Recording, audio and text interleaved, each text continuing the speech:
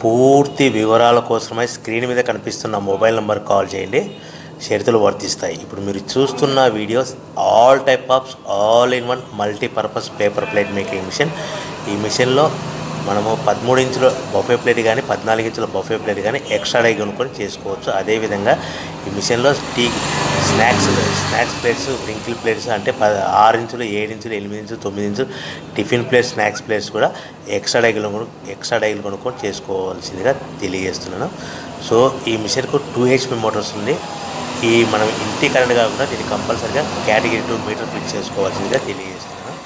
So మనము ఈ మిషన్లో బేరింగ్ డైల్ అంటే 13 ఇంచులు కానీ 14 ఇంచులు కానీ మనకు నచ్చిన డైలీ ఎక్స్ట్రా డై కొనుక్కొని బఫే ప్లేట్ తయారు చేసుకోవచ్చు. అట్ ద సేమ్ టైం చిన్న చిన్న కప్పులు కూడా తయారు చేసుకోవచ్చు.